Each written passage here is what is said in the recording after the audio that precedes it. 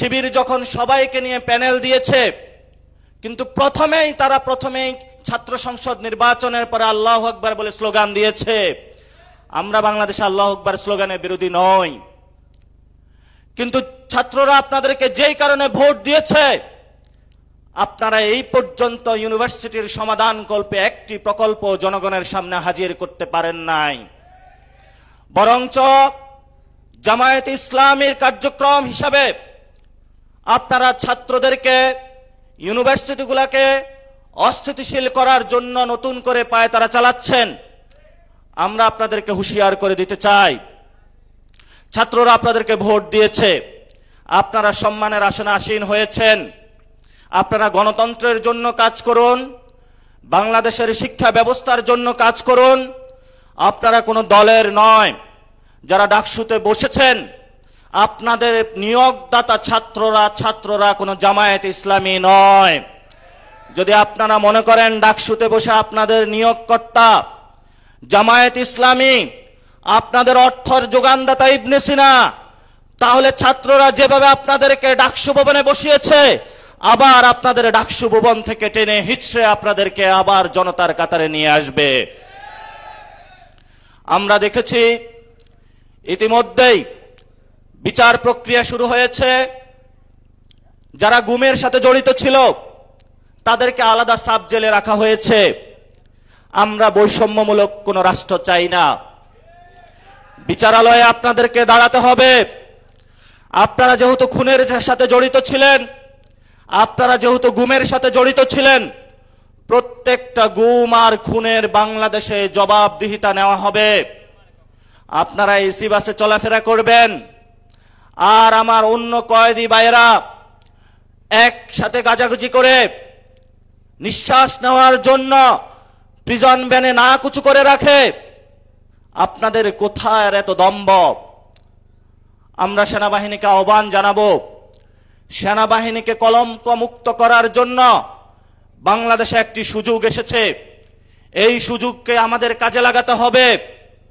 দেশপ্রেমিক সেনাবাহিনীর প্রত্যেকটি পদক্ষেপের সাথে ইনশাআল্লাহ আমরা থাকব, যদি আপনারা এদের বিচার নিশ্চিত করতে পারেন। কারণ আপনাদের কিছু অফিসার আমাদের ভাইদেরকে অন্ধকার প্রকোষ্ঠে দিনের পর দিন রেখেছে। আমরা ইলিয়াস আলীর গুমের ঘটনা জানি। আমরা অসংখ্য গুমের বাংলাদেশে সাক্ষী হয়ে রয়েছি, কিন্তু এই গুমের সাক্ষী হিসাবে আমরা সাক্ষ্য দিব। যদি আপনার বিচার থেকে পিছপা হয়ে আসেন, তাহলে আপনারা জনতার মুখোমুখি হতে বাধ্য হবেন। এজন্য আমরা সেনাবাহিনীকে আহ্বান জানাবো, আপনারা যে উদ্যোগ নিয়েছেন আমরা সেটাকে সাধুবাদ জানাই। প্রসিকিউটরের যে মামলা হয়েছে, সেখানে অন্যান্য যারা কয়েদি রয়েছে তাদের যেভাবে হাজিরা দিতে হয়, আপনারা সেভাবে হাজিরা ফেস করতে হবে। এবং আমরা এখনো ডিজিএফআই নামক যে সংস্থাটা রয়েছে, এটার মিডিয়া ট্রায়াল থেকে শুরু করে বিভিন্ন ষড়যন্ত্রের শিকার এখনো হচ্ছে।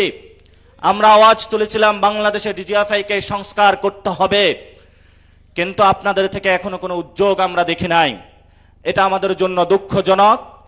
এই জন্য আগামী ইলেকশনে, অতীতের ইলেকশনের মতো ডিজিএফআই যদি কোনো ইলেকশন ইঞ্জিনিয়ারিং করতে চায়, তাহলে রাজপথে জনতার সাথে আপনাদের সাথে আমাদের লড়াই হবে। ইলেকশন কমিশনে মিলিটারি থেকে একজন পার্সন দেওয়া হয়েছে, জামায়াত ইসলামী থেকে একজন দেওয়া হয়েছে, বিএনপি থেকে একজন দেওয়া হয়েছে, নতুন করে নব্য গ্যাং ঢাকাতে নাকি বের হয়েছে, ছোটন গ্যাং, সেখান থেকেও নাকি একজন হয়েছে। বাংলাদেশে কোনো ইলেকশন কমিশনে গ্যাংবাজি চলবে না। বাংলাদেশের ইলেকশনে কোনো দলবাজি চলবে না। বাংলাদেশের ইলেকশন কমিশনে কোনো পরিবারতন্ত্র চলবে না।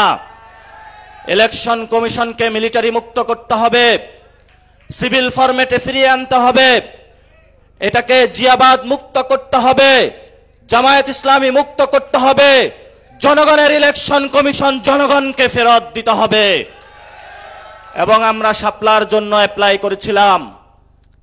আমরা তাদের সামনে গিয়ে বলেছিলাম, আপনি শাপলা কেন দিবেন না? 3 ঘন্টা তার সামনে প্রশ্ন করেছিলাম।